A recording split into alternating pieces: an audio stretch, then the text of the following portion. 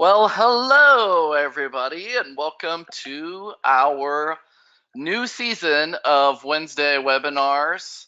We are so glad that you are joining us and participating with us in this webinar. My name is Joel. I'm the one on the right. Paige is with me. You can hear her giggling. Paige, say hello. Hello. And we are both training specialists here with Eduphoria, and we're going to be talking to you today. And before we get started, I just want to tell you all a little bit about what goes on kind of behind the scenes of these webinars. So like Paige and I are both located in different places. We're both sitting in rooms with headphones on our heads, microphones attached to those, and we have all these noises that take place around us, from dogs barking to phones going off or the Alexa voice thing going off. You know, and it's those are the only interactions we have while we are doing these webinars. We don't get to listen to you, we don't get to hear you, but we can see the information that you post in the little questions box. So if you have questions, if you have comments, hopefully positive comments, if you just want to say hello, or if you want to say a woohoo, there's the questions window that's on your GoToWebinar meeting box, and that is where you can post that information. So while I am talking, Paige is there. She's going to be answering those questions, probably also answering those hellos and woohoos and comments. If Paige is talking, I'm going to be on there answering those questions, comments, hellos, and woohoos. So that's our way of interacting with you during this. But we are glad that you are participating live. And then those of you that are watching this later, you're probably like, where do I post my questions? The answer is you can't, because it's not live. So, but we are glad that you're watching it too. Anyway, so let's get started. So one thing I wanted to point it out, and this is on our help page, we have published our schedule of our upcoming training events, and we are really excited about this. This is part of our partnership that we have with our ESE partners, and all over the state we have different conferences that will be taking place this season. And so if your service center is listed, and there's a few more that are posted on our help article site, and I'll show you that in just a second. These are the dates that we will be there at those events. We have a theme this year, begin with the end in mind. The idea is that we're going to go beyond compliance. We're going to explore possibilities and help you rediscover your why. And in the orange box there, it's talking about that all of our conferences are about giving you best practice when you're using our product. So the idea is to look at how we can help you rethink the way you approach professional growth, assessment design, data analysis, and more. So look for those events on your ESC site.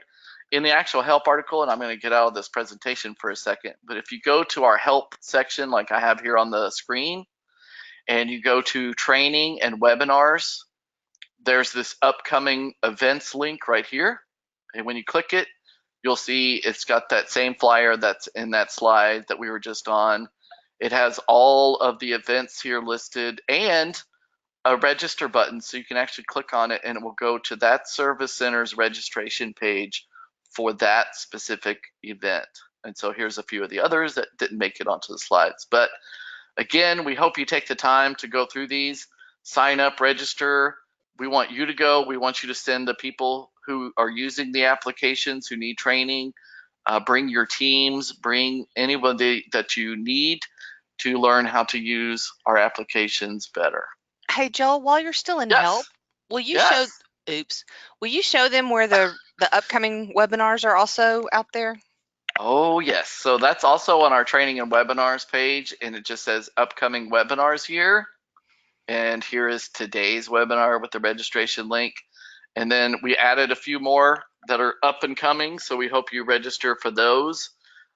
We have some for forethought, we have form space, we have this trick and treats. I'll be sending out information about that to gather your tips and tricks that you use within our application. I'm just now reading all this about spooky and wicked and magic. I didn't write that in there, so it's kind of funny to see. But those are our upcoming training and webinars. So again, when you go to help, training and webinars, and this was the registration for the conferences, and then the upcoming webinars are here for you to register for as well. Good idea, Paige. Thank you for that.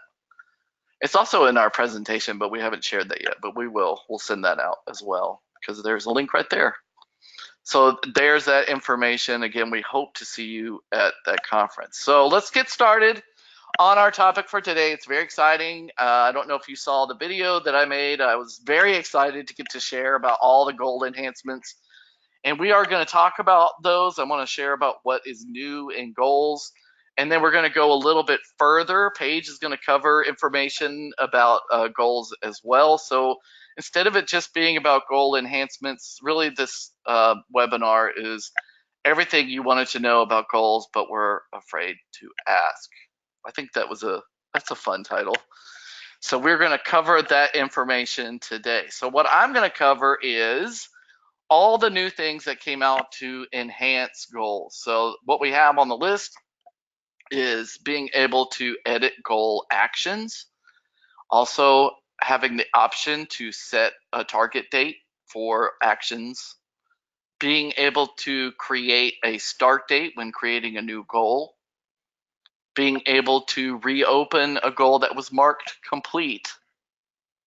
There's also when staff go into their Strive, it now defaults to the evaluations tab. Don't know if you saw that or not. It doesn't go to goals anymore. It's automatically going to the evaluations tab to make it easier when you have that evaluation process in place. We also have an update to our template builder to where you can now embed professional goals and embed student growth goals.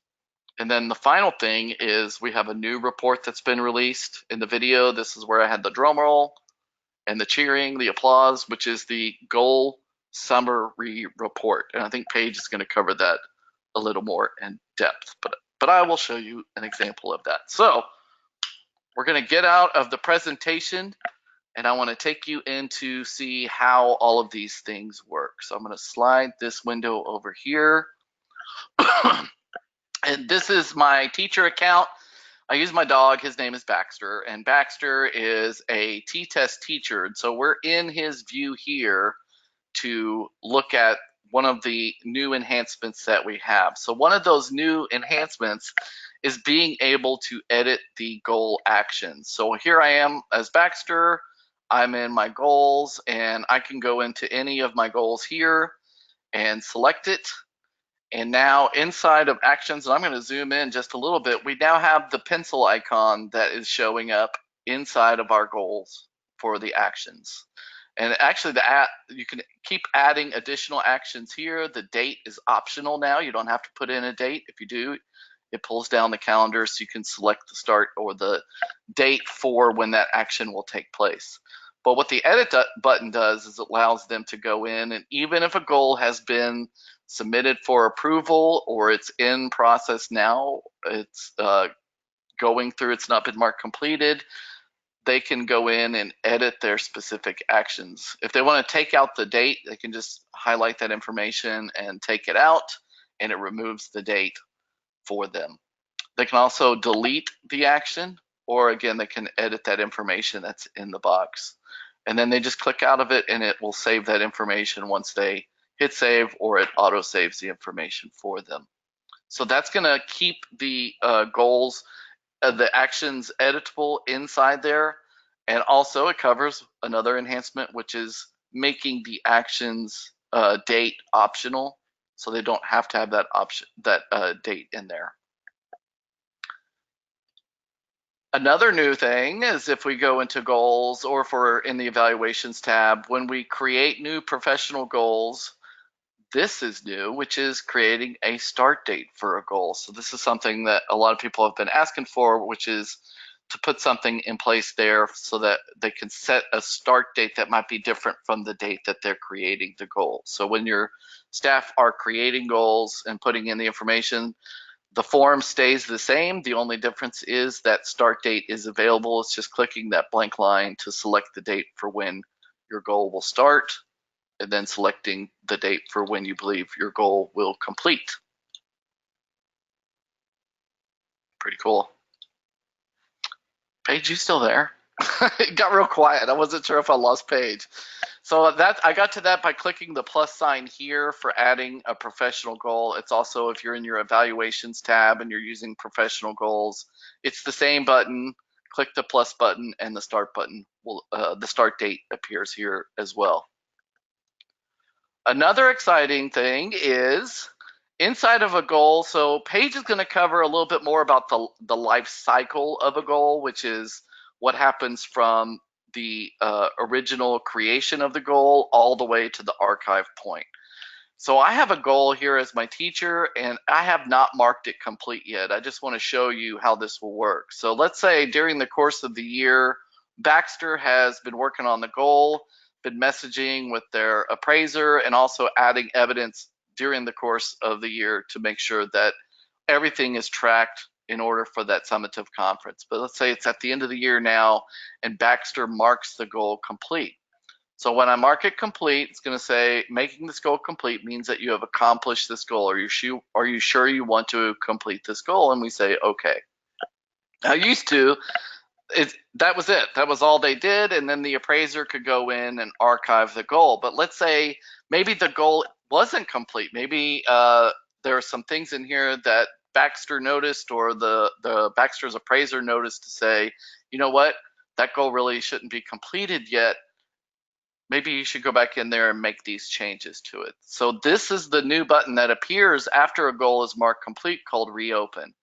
And when I click on that, you can see it reopens the menu to where I can access that Edit Approved goal. So I can actually go in now and edit a goal that had been marked complete once before, make those changes that I need, and then if needed, I can resubmit that goal. So if I do click on this Edit Approved Goal, it's going to pop up and say, editing an approved goal will require you to resubmit. Would you like to continue?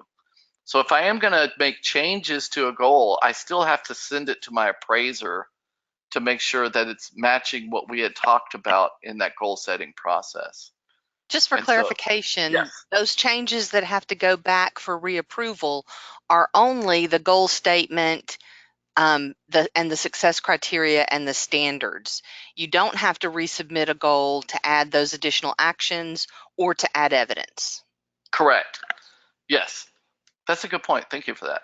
So again, yeah, just like Paige was saying, in that goal, I could always edit the actions without having to resubmit. If I needed to make a change to the goal statement or the success criteria or even the start completion date, or change those standards, then that would require needing to resubmit for approval. But yes, correct, Paige. So actions, they can be edited at any time.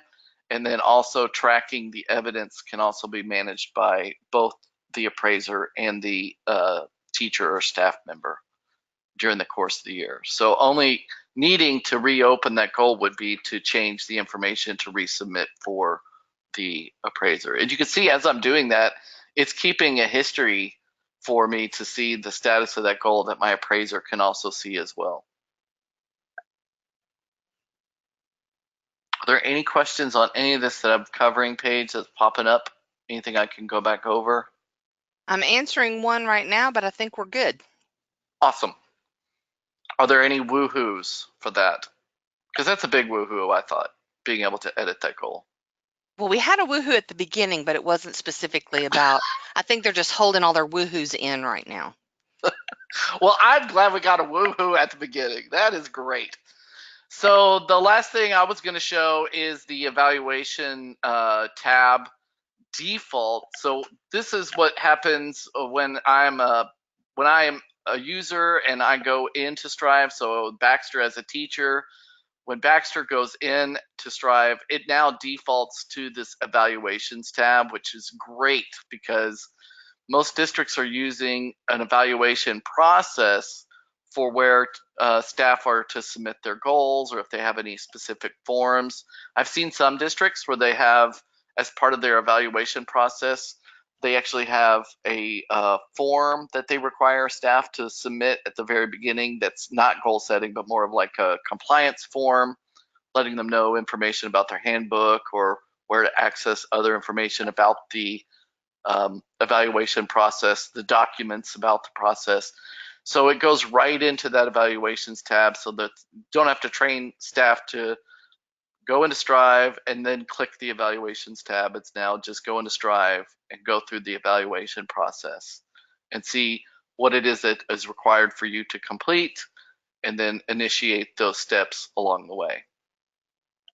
And that's it from the teacher perspective. So now I want to show you some of the updates that have happened on the settings side of things. So I'm in a different window now as someone who has access to appraisal settings and being able to apply these new updates. So one of the main things that has changed is in the building of evaluation templates.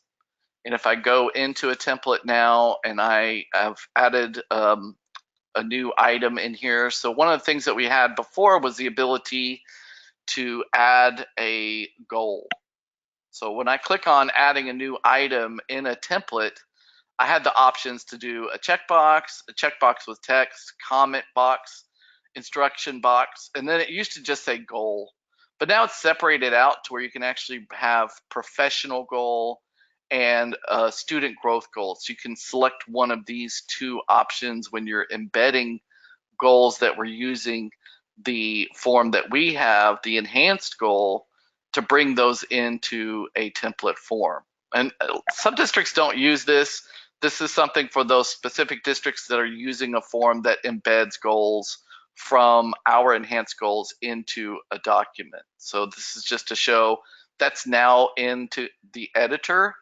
And what this looks like, actually, let me go back to my Baxter. I believe I have it in here. Yeah. So here's a form. If Baxter's going in to create a form, we're going to select this one that has that specific embedding in it. And what this means is if I have a document, so some districts are using this as a reflection document for gathering more information about a professional goal. So if I have that professional goal item embedded into the form, what it means is when Baxter's filling out the form, it'll say no goal selected. And then when he selects that option, it's going to show all of these are all the professional goals that he has. And they're in the categories of the unsubmitted goals, submitted, and even those archived goals that are in the system. So he can select a specific goal. These are basically the same goals that are in his goal tab and bring that into the form. And what it does is it brings in the statement, it shows the status, the success criteria, what dimensions. It's the same information that's in the goals tab. These goals here, in whatever state they are in. If I go back to that form at the very bottom where we had the student growth goal, it's going to show the student growth goals that were also added in the system. So it's the unsubmitted, submitted, and approved. If there was an archived one, it would show that archived student growth goal as well. So then that goal can also be brought in. It brings in the learning standards specific to that student growth goal, and that information is there so that then the information can be filled out and submitted in that reflection document. And again, the new feature is being able to add that when you're editing a form, when you're adding a new item into a form, and then selecting the option professional goal or student growth goal into the form itself. Any questions on that page? I think that would have a lot of different information. We got some woohoos on that, though. Oh, good. I love the woohoos. Awesome. And the last thing that I'm showing before I hand off to Paige is in reports. And this one got a lot of positive information back from people, which is we now have a new report that principals and administrators can run. And it is the goal summary report. And you can run it for your student growth goals or your professional goals. You want to set the dates. If you're running it from last year's information, you need to change those dates to last year, or you can do it by every 6 weeks, every 3 weeks, however often you need to run that report. Run it for all your campuses, or select your 1 or 2 or 3 campus. If you want to do them all separately, you can do that. And then what happens is it pulls over a report. This is an example. I have a lot of 80s television references inside of my demo account, so I wanted to bring this over just to show you what this would look like. But it'll bring in all of your users by their name. You can also sort it by their appraiser's name and then the campus they belong to. And it's going to show you how many goals are unsubmitted, meaning they're created, they just have not been submitted. It will not show you how many goals do not exist yet, because there's not a way to quantify that. So it has to be goals that have been created but not submitted, approved, completed, and archived. And again, it's based on if it's a professional goal or a student growth goal. And it downloads as a spreadsheet for you to be able to go in and filter and use it as you will to get those counts, so that you know how teachers and staff are progressing on getting those goals completed, submitted, approved, and in process for the year. Any questions on that page? I think Paige is still Sorry, muted. I was typing and couldn't talk at the same time. So I got another woohoo. And we did have one question about does it show the goals if they are not attached to the evaluation process? And the answer is yes. This pulls from the status of the goal rather than its placement. So they exist in both places if you included them in your evaluation process, but it pulls from the status. Correct. And it's just a count of how many in that state. Awesome. Well, Paige, I think I'm handing it over to you now. Okay, make me the presenter. I'm working on it. Here we go. Okay. Should be heading your way. I am showing my screen, hopefully. Okay, good deal. So our next section is, what about those old goals? So we've had a lot of questions at the beginning of the year from districts who were having goals show up from last year still, and they have their new goals and they have their old goals out there too. So we're going to talk about the process, the life cycle of a goal, and what you need to do to clean them up. So there we go. It wouldn't let me advance for a second. So in cleaning up old goals, there are going to be some steps that you have to go through, because in order to be archived, the goal has to be in the completed state. So it has to go through its whole life cycle. And we have put an online help article out there for you. Again, it's in our Strive section, and you can find it in two places. It's in the start of school section, and then it's also in the main Strive section for teachers. But if you go to Strive right now, there's a start of school section in the upper left-hand corner. You can go there and find this article. So it goes through some of the things that Joel was showing you on the goals tab, which are the icons that show the different statuses that your goal will go through. So when you first write a goal, before you ever submit it, the icon is going to be gray, which we don't have any examples here in the screenshot, but the first icon is gray. And then when you submit it, it will be orange. When it gets approved, it will be blue.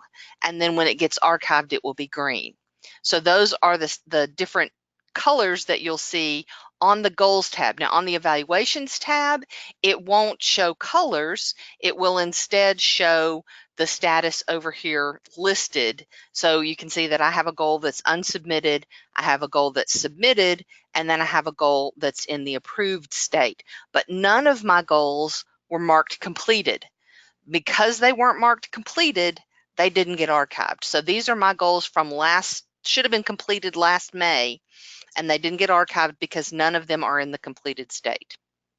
So if I go back to the article for just a second, and I'm going to zoom in a little bit to hopefully make it easier for you guys to read on the screen. So again, If a teacher goes in at this year and they're looking at goals from last year, these are goals that didn't get archived. If it's gray on the goals tab, or if it's marked as unsubmitted on the evaluations tab, then that goal has never gone through the process. The appraiser never saw it or approved it. It was never even submitted. So they have two options. If that was just I was playing around with this idea, but I never really went through with it, they will still have a delete button. And so the teacher can go in and delete any unsubmitted goals that they never actually worked on. But if I never actually worked on it last year, but I'm looking at it now and thinking, hey, that's actually not a bad goal, I should have pursued that, they could go in and change the completion date to be in the current year and then click the submit button. So they have the option of continuing this goal that's sitting out there, but they would want to submit it with a new date, start working on it this year, and then take it through the whole process. If I have a goal that is out there from last year that's marked as submitted, that also did not get archived. If it was submitted, that means my appraiser never clicked on the approve button. So I may have worked on it all year long. I may have included evidence. I may have had messages back and forth, but my appraiser never clicked the approve button. So if I really did work on it, then I need to ask my appraiser to click appraise, and then I can move it to the next step. Again, if I never actually worked on this goal, I submitted it, but then I told my appraiser, don't worry about that one, I'm not really going to do it. If I never actually worked on it, I still have the delete button and I can remove it out there. Finally, if I have a goal that's in the approved state, it would be blue on the goals tab, or it would have the word approved beside it, then I need to mark it completed. So I'm going to go back to my goals here. I have an unsubmitted goal. When I open it up, and I'm just opening from the evaluations tab, I could open from either place. Oh, I'm logged in. Hang on. I'm logged in as the principal still. Sorry about that. I forgot to go back. So when I am logged in as my teacher and I'm looking at my goals, that an unsubmitted, a submitted, and approved goal. When I go to the unsubmitted goal, this is a goal that I never actually did anything with. I should have a delete button, but they may have changed that, and I can remove it by clicking on this remove button right here. The same is true for my submitted goal. If I do want to continue working on it, then, or if I just want to close it out and say, let's put this one to bed, I need to ask my appraiser to approve it for me before I can move it to the next step. Once the appraiser moves it into the approved status, then I can go in and I have a couple of options. If I really did finish this goal and my administrator and I both agree, I'm going to mark it complete, and then the next archive that runs will catch that goal and take it out of my list. If I didn't complete it and I want to continue it, then I'm going to click on Edit Approved Goal, and I'm going to say, I'm going to keep working on this goal. I'm going to change my target completion date to be May of 2019. So I'm going to give it a new completion date, and then I'm going to submit it for approval again and keep this goal going, continue working on it. So it will either change to a current goal, or I'll mark it completed and it will get archived once they're in that approved state. So again, that's the last part here. If you decide not to complete the goal, then you can reopen it, you can edit the approved goal, and you can submit it for approval. So even after you've marked a goal completed, if your administrator says, no, I don't think you really finished, you can reopen it and then continue to work on that goal by changing the target date. And then the final, it'll be marked as archived and disappear from your list of current goals. Any questions about how to get rid of those goals? I am looking. No, I mean, I'm answering questions. Okay. All right, well then I'm going to jump on to a few things about student growth goals, because we have gotten some questions here at the beginning of the year pertaining to student growth goals and to the requirements. So your district may already have a process in place. You may be still developing that process. Your teachers may be just getting started with that process, but I just want to point out a few things and where some resources are. So we get the question frequently, what really is required from student growth goals? So this information, this quote, comes from the teachfortexas.org website, where all of the resources for T-tests reside. So you can go out and find all of the student growth and T-tests information in this PDF document. But basically it says districts are free to adopt and implement any student growth measure and model they choose. So the state is not saying how you have to do this. No single measure or model is required. You're all unique. You can all decide. What is required is that everyone include student growth, the measure of student growth, as part of the teacher evaluation process. So you have to include it.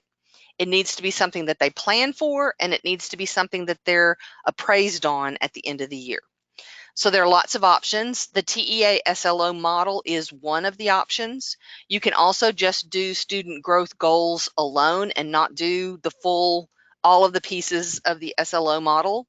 You can do student portfolios. You can do value added measures, which pulls data from state assessments, or you can do district pre and post tests. That is a district decision that you guys can make. We have set up a system for student growth goals that Joel was showing earlier.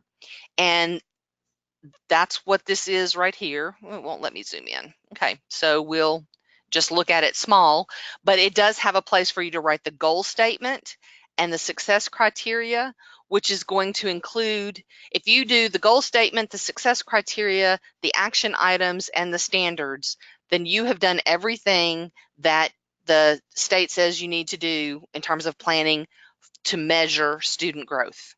So that's what teachers have to do. If you decide that you want to do the full SLO process that the state is doing, you can also do that using our student growth goals.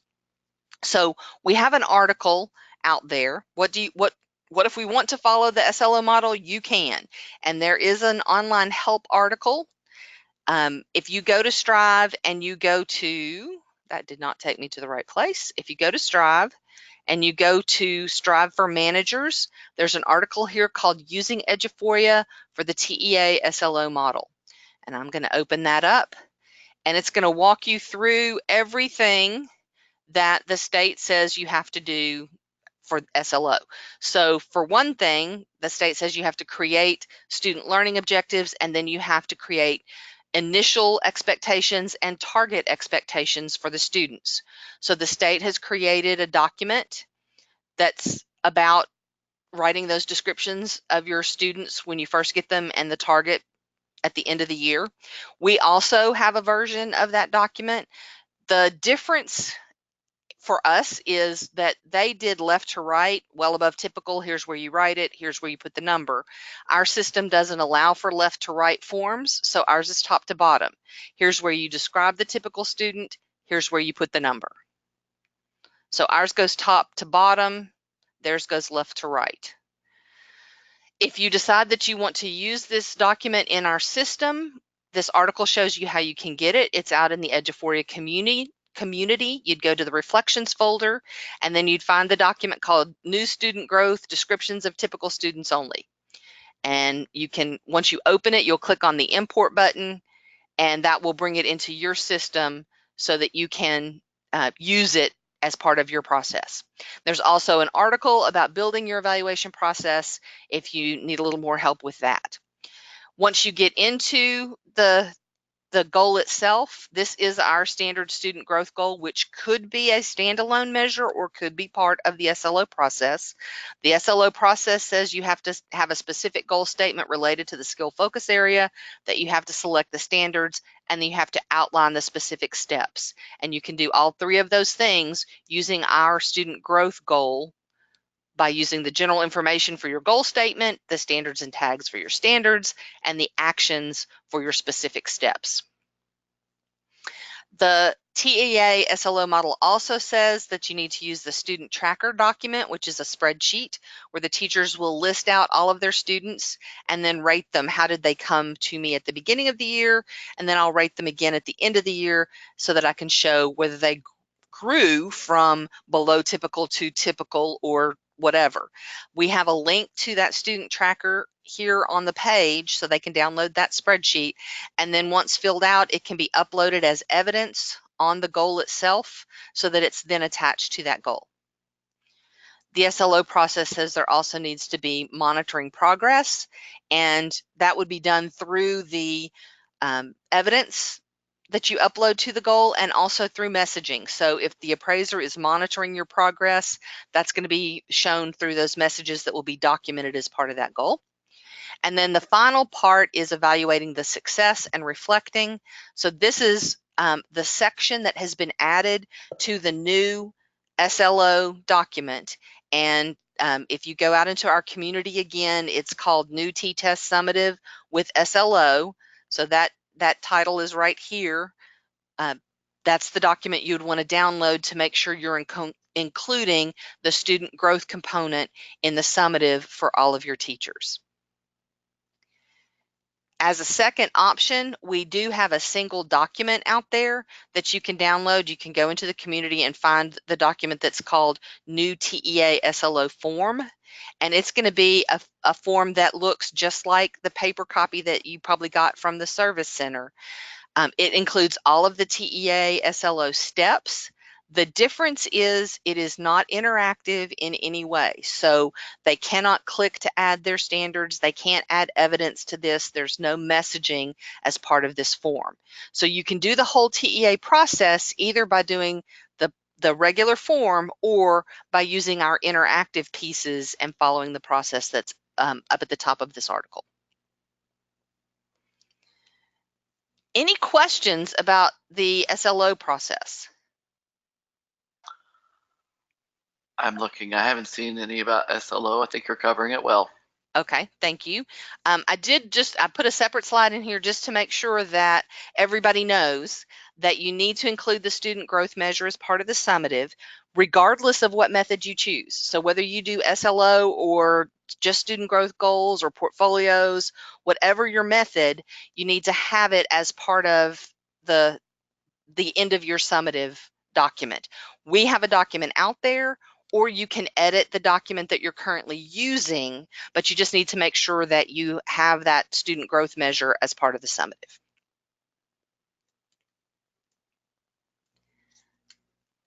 All right, I did want to check in and see if there were any last questions on anything goal related. We said the secondary title is everything you always wanted to know about goals but were afraid to ask. Does anybody have any questions that they need to ask at this point? I'm looking through. I'm typing a response to one. There's a question, is there a way to mass archive? Yes, there is a way to mass archive.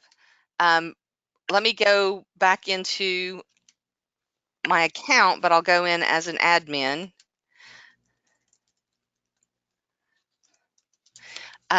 So the administrators, the individual appraisers, could go in and archive goals individually once they're marked completed. But as a district, you can also run another archive. So I'm going to go in as an administrator. Someone who has the appraisal setting rights would go into appraisal settings. And there is a button here that says archive appraisals. And if I'm just doing goals, I just want to check and catch all those goals that didn't get archived because they weren't in the right state at the end of last year, I could uncheck everything except goals. And that would make it go a little faster because it wouldn't be looking for anything except goals. Or you could leave it all selected and it'll catch any documents also that didn't get archived. I would want to change my dates. I don't want to archive the current stuff, and it's going to default to my current instructional calendar dates. So I want to go back to August of 2017 and start my archive then. And I also want to go back to May of 2018, or maybe even go a little bit further to catch any that got done at the very tail end of the year. I could go all the way to the end of June of 18. And then I would click my button up here that says Archive Now, and any goals that were dated last year that are now in the completed state but didn't get archived before, they would get caught now. So when you run that archive at the end of the year, professional goals is one of the options to be archived. You can catch those goals by doing a second archive after the teachers have been marked them completed. So when I've worked with the districts, I've recommended that they send their teachers a link to the article that we have about cleaning up last year's goals, so that they'll know what they need to do, and tell them that they need to have all of their goals that are old in the completed state or deleted, depending on where they were here, by a certain date. And then after that time has passed, go ahead and run that second archive, and that will pick those up and put them in the archive, get them out of their current lists. Good question. There's been some questions that have come in, and they're very thorough, like the questions. But if y'all have something like that where it's a very thorough question, I'm not sure how to answer, and I'm talking to, I guess, Emily, and Patty even had one in there. If y'all would email us, if you email training@eduphoria.net, that goes into a place that we can access and answer those questions that we may not have been able to answer here in a quick webinar. But that is a great way to connect with us, to Absolutely. ask those questions, and just know that we do answer those questions you send our way. And those are good questions. It's just I have a very tiny window to type in to respond, and I want to answer better. It's just I don't have a lot of space to do it in this GoToWebinar environment. Well, we'll follow up with the questions that are there after this is over with, and then if you have questions that are specific to your district or that are lengthier questions, like Joel said, if you'll send them to training@eduphoria.net, then one of us will pick them up and get back to you. Final reminder about, where did it go? There it is. Final reminder about the upcoming events. So you can go to our help section under training and webinars and register for any of the upcoming ESC conferences or any of our upcoming webinars. And Thanks for joining us. Oh, go ahead. I want to add to that real quick. I know we have a little bit of time. So these conferences, just to let you know, we go to these conferences.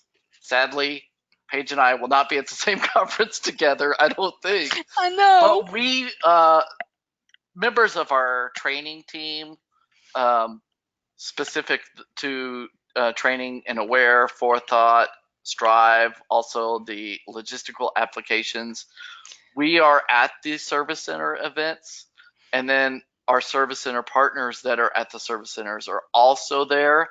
And then at some of these, districts are participating, but they're also sharing about what they're doing with the applications and best practice and everything like that. These conferences are free to attend, so it's not like you have to pay to go to these. You know, it's just your regular travel costs, but these are complimentary for you to attend. As they're being planned now, if there are topics that you are interested in seeing at your service center, you might want to contact them and just say, we would like more on this topic at this type of event. And I would encourage you, if you feel good about the way your district is using the products, contact your service center and tell them you're willing to present. They are always looking for district presenters. Yeah. All right. Well, thank you for your time this afternoon. Again, you'll get an email with a link to the recording if you need it.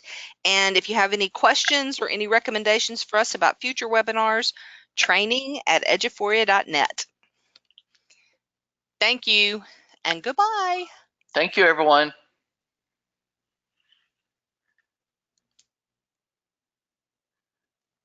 Are you stopping it or am I?